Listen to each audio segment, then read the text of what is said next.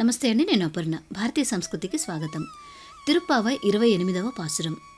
கறவைகள் பின் சென்று காணஞ்சேர்ந்தும் போவும் அறிவொன்றும் இல்லாத ஆய் குலத்து உன் தன்னை பிறவிகருந்தனைக் குண்ணியம் யாவுடையோ உரை ஒன்றும் இல்லாத கோவிந்தா உன் தன்னோடுறவே நமக்கிங்கொழிக்க ஒழியாது அறியாத பிள்ளைகளோம் அன்பினார் உன் தன்னை சிறுபேர் அழைத்தனவும் சீறி அருளாதே இறைவாணி தாராய் பரையேலோர் ఎంబావాయ్.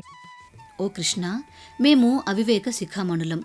తెల్లవారగానే చద్ది తిని పశువుల వెంట అడవికి పోయి పశువులను మేపి సాయంకాలం తిరిగి చేరుతాము. వివేకం లేనివారము, అజ్ఞానులము.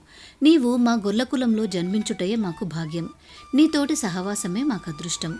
ఈ బంధమెన్నటికీ తెగనిది, తెంచలేనిది. అందుకే మా గోపికా కులం ధన్యమైంది. పరిపూర్ణ కళ్యాణ గుణగణాలతో ప్రకాశించే నీవు గోవిందుడవు.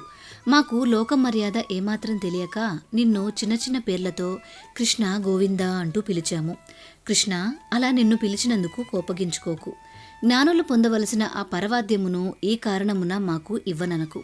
నీతో మెలిగిన సకులమని భావించి మాపై కృప చూపించు అని గోపికలందరూ స్వామిని శరణాగతి కోరారు. తమను అనుగ్రహించి వ్రతాన్ని పూర్తి చేసే విధంగా ఆశీర్వదించమని, తమ తప్పులను భరించి తమను క్షమించమని గోదాదేవి గోపికలతో పాటు శ్రీకృష్ణుడిని కోరారు. గోదాదేవి జననం, బాల్యం, పాసురాల రచన, శ్రీ రంగనాథస్వామితో వివాహం మొదలైన గోదాదేవి పూర్తి చరిత్ర తెలుసుకోవాలి అనుకుంటే ఈ వీడియో చూడండి. ఈ ధనుర్మాసంలో తప్పకుండా వినాల్సిన కథ. లింక్ డిస్క్రిప్షన్లో ఉంది. మీకు ఈ వీడియో నచ్చిందా? నచ్చినట్లయితే లైక్ చేసి మీ బంధుమిత్రులందరికీ షేర్ చేయండి. భారతీయ సంస్కృతి ఛానల్ని సబ్స్క్రైబ్ చేసుకొని బెల్ ఐకాన్ని యాక్టివేట్ చేసుకోండి. తిరిగి రేపటి రోజు పాసురంలో మళ్ళీ కలుసుకుందాం. నమస్కారం.